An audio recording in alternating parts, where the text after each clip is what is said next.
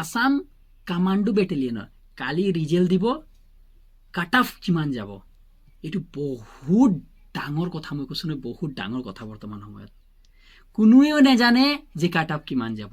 কেলে নাই, আসাম পুলিচত যি ধৰণে কাট অফ গ'ল, মানে অদ্ভুত ধৰণে। তথাপিও মই এই ভিডিঅ'ত মই এটা অনুমান, অকল অনুমান দেই, একো নহয়, এনেকুৱা নহ'ব পাৰে, জাষ্ট মই এটা অনুমান কৰিহে এটা কাট অফ বনাইছোঁ। কিন্তু বহুত মই এই কাট অফটোৰ বিষয়ে মই যদি ক'বলৈ যাওঁ, মোক নিজেই ভয় লাগিছে যে সঁচাকৈ এনেকুৱা হ'ব পাৰে নেকি। মানে বহুত অদ্ভুত ভয় লগা দৃশ্য।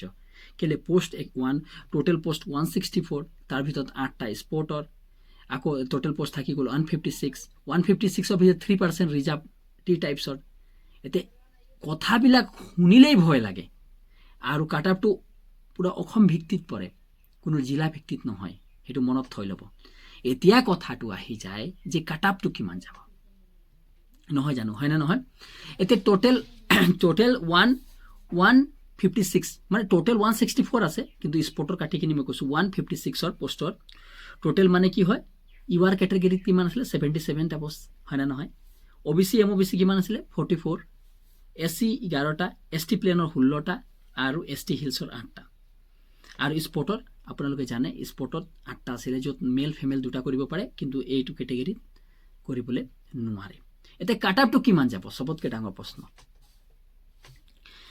মই কামাণ্ডো বেটেলিয়নৰ ওপৰত ইমান ভিডিঅ' বনোৱা নাই, কেলৈ মোক ভয় লাগে, ইয়াৰ কাট অফটো কোৱাটো ইমান সম্ভাৱনাটো নহয়। তথাপিও মই এটা অনুমানিক কাট অফ বনাইছোঁ, যিটো আপোনালোকৰ যদি তাতকৈ কম নাম্বাৰো থাকে বেয়া নাপাব, কিয়নো তাতকৈ কম নাম্বাৰো হ'ব পাৰে, তাতকৈ বেছি নাম্বাৰো হ'ব পাৰে, সেইটো মনত থৈ ল'ব।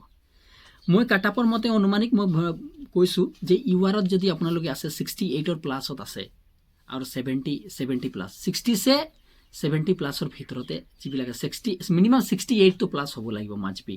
তাতকৈ তলত মানে মোৰ ইউআৰৰ কেটেগৰীত আপোনালোকে নোসোমাব, মোৰ হিচাপত দেই।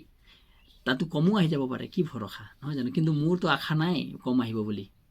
আপোনালোকে কি ভাবে কমেণ্ট কৰি নাপাহৰিব।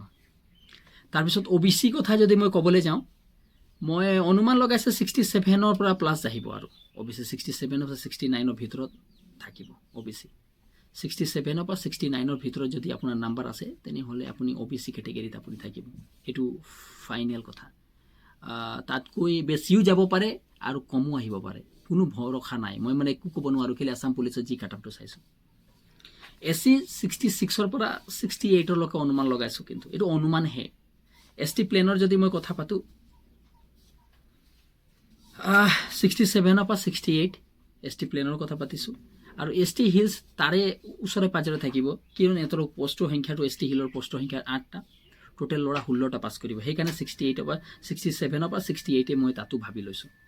মানে আপোনাৰ ইয়াৰ পৰা আমি এটা স্পষ্ট কথা পাওঁ, 65ৰ আপুনি তলত আছে, তো আপোনাৰ এনেই মানে আৰু কাট অফটো চাই কিনি কোনো ফাইদাই নহ'ব, মোৰ হিচাপত দেই, একদম ক্লিয়াৰ কাট কথা। আৰু আপুনি বেয়া পালেও পাক, গালি দিলেও দিয়ক, এনেও গালি দি আছে আসাম পুলিচৰ ছেকেণ্ড কাট অফ লিষ্টৰ লৈ কিনি ল'ৰাবিলাক যিকেইটা এনেও গালি দি আছে, তেওঁলোকক মই কৈছোঁ এতিয়ালৈকে বৰ্তমান কোনো ধৰণৰ আপডেট অহা নাই। আপডেট যেতিয়া পাম লগে লগে ভিডিঅ' বনাম।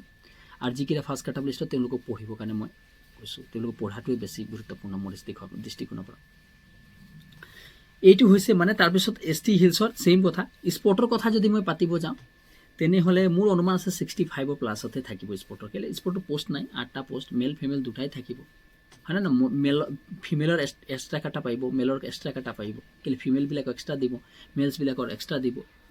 আৰু টি টাইপছৰ ছেইম কাট অফ বুলি ক'বলৈ গ'লে 65 প্লাছতে থাকিব, 60 টাইপছৰ তাতকৈ তলত নাহে, কেলৈ 3% ৰিজাৰ্ভ, হয় নে নহয়? এইটোৱে আপোনালোকৰ পোষ্টৰ বিৱৰণ। আৰু আজি ৰাতি 8টা বজাত আপোনাৰ কিমান নাম্বাৰ পাইছে সেই বিশ্লেষণ কৰিম। নিবনুৱাৰ জন্মতত আহিবলৈ নাপাহৰিব। ধন্যবাদ। যদি ভাল লাগিছে তেনেহ'লে চেনেলটো ছাবস্ক্ৰাইব কৰিব নাপাহৰিব, লাইক, কমেণ্ট আৰু শ্বেয়াৰ কৰি দিব এটা। ধন্যবাদ।